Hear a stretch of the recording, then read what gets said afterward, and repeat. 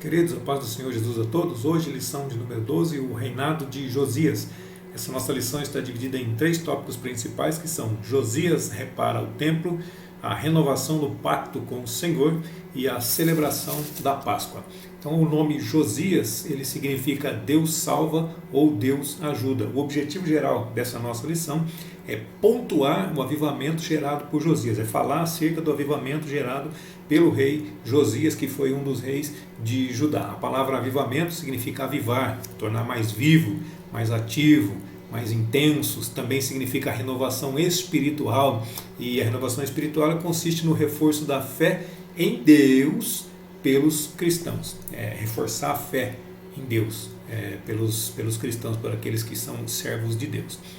O primeiro tópico diz assim: Josias repara o templo. A palavra reparar significa restaurar, consertar e restabelecer. Então, segundo o livro dos Reis, capítulo 22, versículo 1, diz assim: tinha Josias 8 anos de idade quando começou a reinar, e reinou 31 anos em Jerusalém. E era o nome da sua mãe Jedidá, filha de Adaías, de Boscate.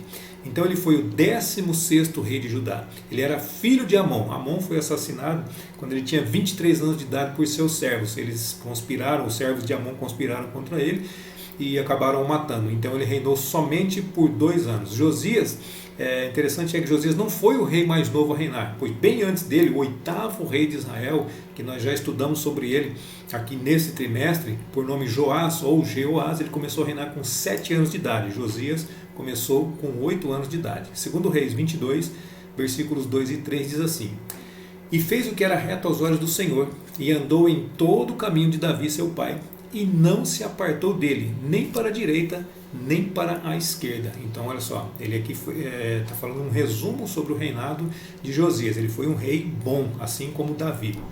Sucedeu que, no ano 18º do rei Josias, o rei mandou ao escrivão Safã, filho de Azalias, filho de Mesulão, à casa do Senhor, dizendo, ou seja, Josias, ele estava com 26 anos de idade quando aconteceu esse fato aqui que nós vamos narrar logo na sequência, tá bom? Que fato é esse? O livro da lei do Senhor foi encontrado, que é o próximo tópico aqui, que é o primeiro tópico. Achei o livro da lei no templo do Senhor. Então aconteceu isso quando ele tinha 26, porque ele começou a reinar com 8, no 18º ano do seu reinado, então 18 mais 8 são 26, então com 26 anos de idade, e aconteceu esse fato aqui. Até então não tinham o livro da lei, eles não conheciam a lei, eles conheciam somente de tradição oral, não conheciam a lei por leitura. Então aqui aconteceu esse fato. A Bíblia não relata que Josias teve um tutor, assim como Joás teve um tutor. A Bíblia não relata. Mas nós podemos entender que havia pessoas boas ao seu lado. Por quê? Porque se ele teve um pai mau, se o pai dele foi mau, um rei mau, como ele poderia ter ensinado coisas boas para o seu filho? É difícil a gente pensar assim, né? Então, ainda mais sendo tão novo. Já pensou se o pai dele ensinasse coisas para ele e depois morreu? Aí tão novinho assim, será que ele ia se lembrar desses ensinamentos todo esse período da sua vida? É um ponto a se pensar. Então nós acreditamos que ele vivia cercado de pessoas boas que ajudaram no seu reinado. Então, primeiro subtópico diz assim: achei o livro da lei no templo do Senhor. Segundo Reis 22:4 diz assim: sobe a Ilquias, o sumo sacerdote, para que tome o dinheiro que se trouxe à casa do Senhor, o qual os guardas do umbral da porta ajuntaram do povo. Então era Josias que estava dando essa ordem aqui. O segundo Reis 22:8 diz assim: então disse o sumo sacerdote Ilquias ao escrivão Safã: achei o livro da lei na casa do Senhor. Olha que bênção. O sumo sacerdote falou para o escrivão: eu acabei de achar, eu encontrei o livro da lei aqui na casa do Senhor. Ou seja, ele estava fazendo alguma reforma, alguma limpeza e conseguiu encontrar esse livro. E Ilquias deu o livro a Safã. O sumo sacerdote entregou o livro para o escrivão e ele o leu. Ou seja, Safã fez a leitura. Vai guardando isso aí com você, tá? Safã, que era o escrivão, fez a leitura do livro da lei. O segundo subtópico diz assim: o rei rasgou as suas vestes. Então, segundo Reis 22:10 e 11 diz assim: também Safã, o escrivão, fez saber ao rei, dizendo: o sacerdote Ilquias me deu um livro. E Safã o leu diante do rei. Peraí, então Safã fez a leitura sozinho, aí agora ele levou para o rei e fez a leitura diante do rei. Versículo 11: sucedeu, pois, que ouvindo o rei as palavras do livro da lei, rasgou as suas vestes, ou seja, sinal de humilhação, de arrependimento, de tristeza pela situação porque eles descobriram o que eles estavam fazendo de errado por causa da leitura da lei do Senhor. E o terceiro subtópico, entendendo a vontade de Deus. Tem os versículos lá em Jeremias 11, do 9 ao 17, que nós não vamos fazer essa leitura, mas se você quiser fazer aí na sua casa.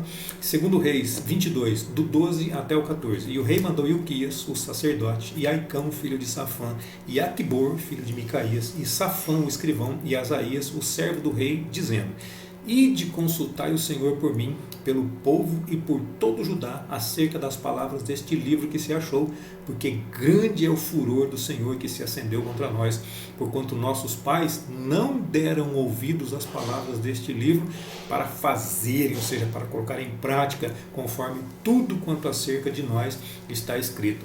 Então foi o sacerdote Ilquias e Aicão, Aquibor, Safã e Asaías a profetisa Uda. Eles foram até a profetisa Uda, mulher de Salum, filho de Tikvá, filho de Harás, o guarda das vestiduras, e ela habitava em Jerusalém, na segunda parte, e lhe falaram. Antes de a gente continuar aqui, eu quero dizer que a profetisa Uda, ela era a lavadeira das roupas dos sacerdotes, porque Salum, que era o seu marido, era o guarda dessas roupas, ele que cuidava dessas roupas, então ele trazia para casa e ela fazia a lavagem, ela era a lavadora dessas roupas. Ela habitava na parte pobre de Jerusalém, na parte baixa de Jerusalém. Cidades famosas na região de Israel, elas sempre tinham duas, a alta e a baixa, a rica e a pobre. Então, por exemplo, vamos pegar o exemplo de Jericó. Quando um dos evangelistas escreveu que Jesus saía de Jericó, quando ele encontrou o cego ali de Jericó. O outro evangelista vai dizer que Jesus estava entrando em Jericó. O que nós podemos entender? Jericó baixa, Jericó alta, ou Jericó alta e Jericó baixa. Jesus saía de uma e entrava em outra. Então o cego estava bem entre as duas Jericós. Segundo Crônicas 34, 22, então Ilquias e os enviados do rei foram ter com a profetisa Uda, mulher de Salum, filho de Tocate, filho de Arás, guarda das vestimentas, e habitava ela em Jerusalém, na segunda parte, e falaram-lhe a esse respeito. Ou seja, nós só estamos confirmando no livro das Crônicas o mesmo que está escrito no livro dos Reis, tá ok? Como se fosse o mesmo versículo. Segundo Reis 22, do 18 ao 20, vai dizer assim: Porém ao rei de Judá, que vos enviou a consultar o Senhor, assim lhes direis: Assim diz o Senhor, Deus de Israel, acerca das palavras que ouviste. Porquanto o teu coração se enterneceu, se sensibilizou, se condoeu e te humilhaste perante o Senhor, quando ele rasgou suas vestes, quando ele se humilhou, quando ele ouviu aquilo, quando ouviste o que falei contra este lugar e contra os seus moradores, que seria para assolação e para maldição, e que rasgaste as tuas vestes e choraste perante mim, também eu te ouvi, diz o Senhor. Ou seja, o Senhor viu e ouviu tudo o que fez o rei Josias e deu uma resposta satisfatória, uma resposta que atendeu às suas necessidades. Por isso, eis que eu te recolherei a teus pais, e tu serás recolhido em paz à tua sepultura, e os teus olhos não verão todo o mal que hei de trazer sobre este lugar. Então tornaram a trazer a resposta ao rei. Então, nesse caso aqui, Josias preparou todo o povo, mandou falar com a profetisa Uda deu uma resposta da parte de Deus para o rei, e eles retornaram com essa resposta para o rei. Jeremias 13, 27 diz assim: Já vi as tuas abominações e os teus adultérios, os teus rinchos, a tua enormidade da tua prostituição sobre os outeiros no campo. Ai de ti, Jerusalém, até quando ainda não te purificarás? Então aqui Jeremias estava falando de todas as maldades que o povo estava cometendo, e era por causa disso que o juízo de Deus estaria vindo sobre Judá, sobre Jerusalém, sobre Judá, porque o reino do norte já tinha sido levado cativo, agora ficou o reino do sul, e também logo mais vai ser levado cativo. Mas o rei Josias, por ele ter rasgado as suas vestes, por ele ter se arrependido, por ele ter aberto seu coração a Deus, derramado lá, por causa disso, o Senhor falou assim: você vai ser recolhido em paz à tua sepultura, e você não vai ver, os seus olhos não vão ver o mal que eu vou trazer sobre este lugar. Então, da mesma forma que Deus, ele vê e ouve as coisas boas que nós fazemos e falamos, ele também vê e ouve as coisas más que procedem de nós. Então ele vê tanto bom quanto mal. Resumo desse tópico diz assim: a prática da leitura e da meditação na palavra de Deus nos conscientiza sobre os nossos pecados. Ou seja, quanto mais nós aprendemos, mais nós descobrimos o quanto estamos errados. E o segundo tópico, a renovação do pacto com o Senhor. Primeiro subtópico, a leitura do livro diante do povo, segundo Reis 23, 1 e 2. Então o rei ordenou, e todos os anciãos de Judá e de Jerusalém se reuniram a ele. O rei subiu à casa do Senhor, e com ele todos os homens de Judá e todos os moradores de Jerusalém, os sacerdotes, os profetas e todo o povo, desde o menor até o maior, e leu aos ouvidos deles todas as palavras do livro da aliança que se achou na casa do Senhor. Então, em primeiro lugar, Safã, ele recebeu o livro da mão de Uquias e leu o livro. Em segundo lugar, ele pegou, levou até o rei e leu aos ouvidos do rei. Em terceiro lugar, então agora o rei lê aos ouvidos de todo o povo, de toda a liderança, de toda a nação.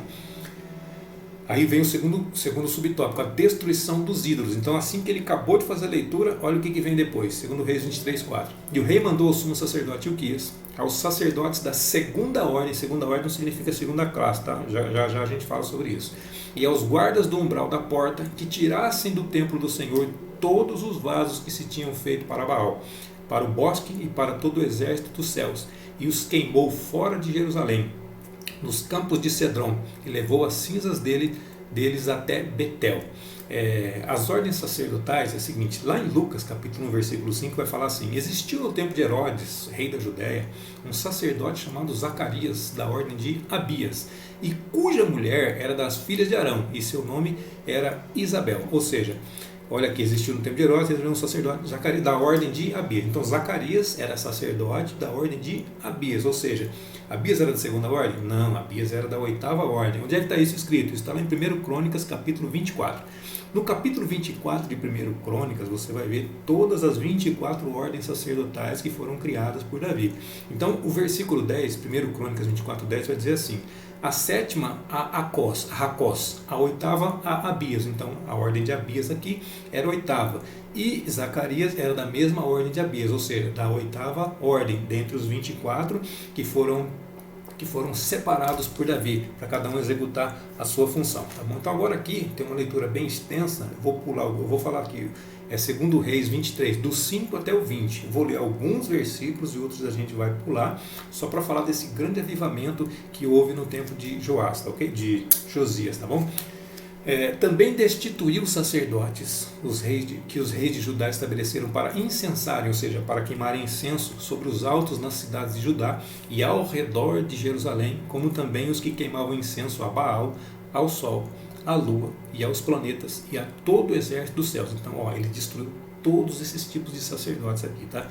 O 6, também tirou da casa do Senhor o ídolo do bosque, levando para fora de Jerusalém até o ribeiro de Cedron, e o queimou junto ao ribeiro de Cedron, e o desfez em pó, e o lançou seu pó sobre as sepulturas dos filhos do povo. O 7, também derrubou as casas dos sodomitas que estavam na casa do Senhor, em que as mulheres teciam casinhas para o ídolo do bosque. Eu vou pular aqui o 8, porque os sacerdotes que não sacrificavam. O 10, vamos lá. Também profanou a Tofete, que está no vale dos filhos de Non, para que ninguém fizesse passar a seu filho ou sua filha pelo fogo a Moloque. Olha só, então, olha que ponto, olha que nível que estava a idolatria. Pegar o seu próprio filho e queimar para o deus Moloque, pegar a sua própria filha e queimar para o deus Moloque. Olha que pé que chegou. Vou pular o 11 aqui também. Derrubou os altares que estavam sobre o terraço do cenáculo de Acás, os quais os reis de Judá tinham feito, como também derrubou os altares que fizeram Manassés nos 2 átrios da casa do Senhor, e esmiuçados os tirou dali e lançou o pó deles no ribeiro de Cedron. Não estava jogando tudo fora, queimando tudo, acabando com tudo. E o rei profanou também os altos que estavam de fronte de Jerusalém. 14, semelhantemente quebrou as estátuas, cortou os bosques e encheu o seu lugar com ossos de homens. O que isso significa? Profanar, tratar com irreverência ou desrespeitosamente, ofender, afrontar. Então, quando faz isso aqui, encheu com ossos de homens, ele está profanando o lugar para que as pessoas não utilizem novamente. Versículo 15, também o altar que estava em Betel e o alto que fez Jeroboão, filho de Nebate, com que tinha feito Israel pecar, esse altar derrubou juntamente com o alto, queimando o alto, e o pó esmiuçou e queimou o ídolo do bosque. Olha só que interessante essa parte aqui. Josias, ele invadiu até a fronteira, ele foi até Betel, lá em Israel. Ele invadiu, ele passou a fronteira e derrubou o altar lá depois da fronteira, dentro do país dele, dentro de Judá ali. Ele fez tudo esse avivamento. Aí ele começou a invadir a fronteira também, ele chegou lá em Betel e derrubou esse altar. pular o 16 aqui.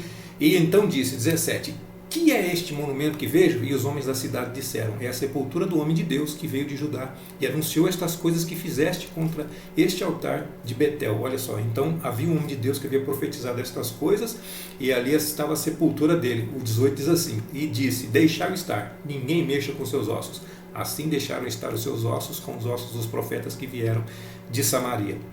Então com esse daí ele não mexeu. Esse era um profeta de Deus.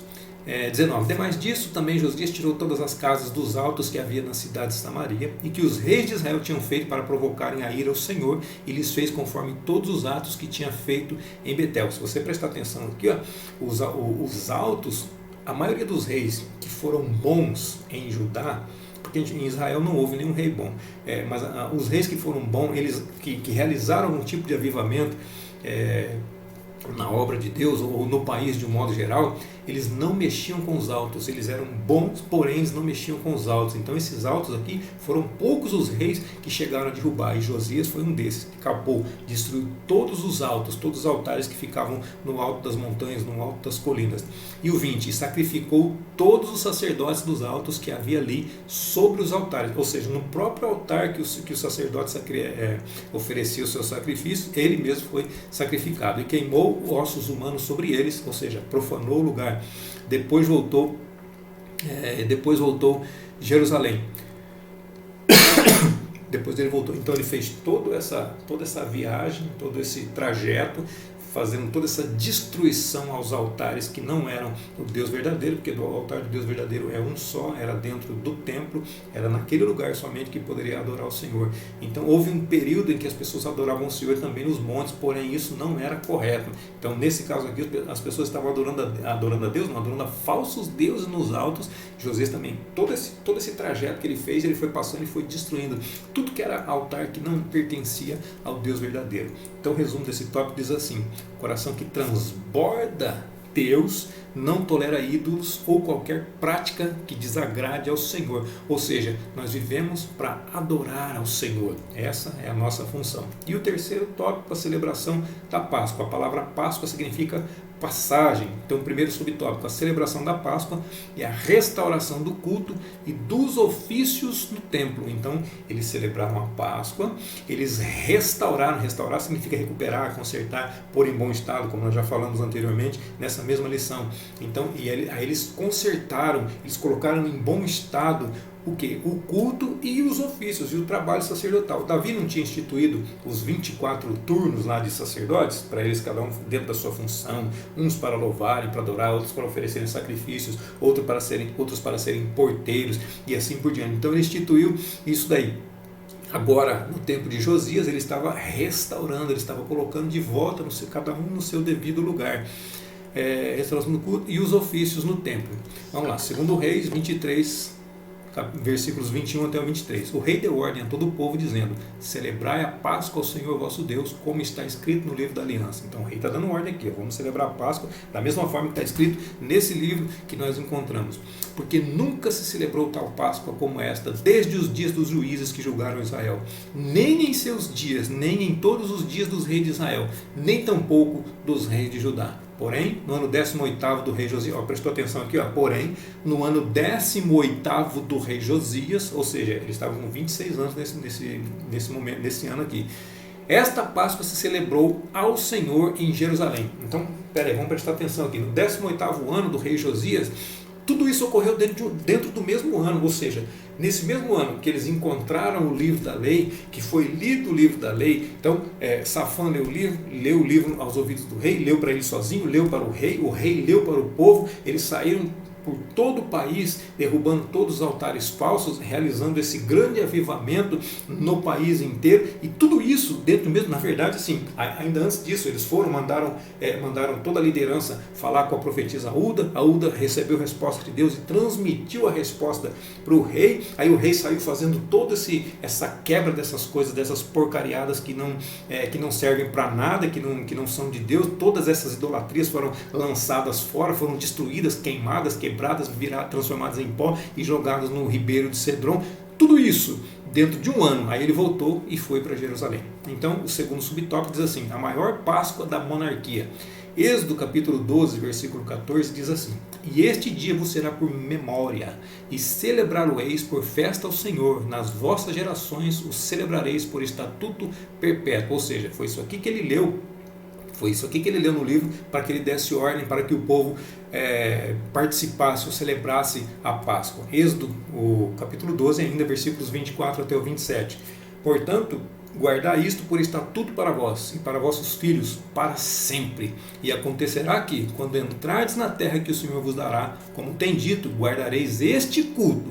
E acontecerá que, quando vossos filhos vos disserem: que culto é este? Quando algum dos seus filhos perguntarem, então direis: este é o sacrifício da Páscoa ao Senhor, que passou as casas dos filhos de Israel no Egito, quando feriu aos egípcios e livrou as nossas casas. Então o povo inclinou-se e adorou. Aí, segundo Reis 23 e 25, para nós concluirmos, diz assim: e antes dele não houve rei semelhante que se convertesse ao Senhor com todo o seu coração, com toda a sua alma e com todas as suas forças, conforme toda a lei de Moisés. E depois dele nunca se levantou outro tal.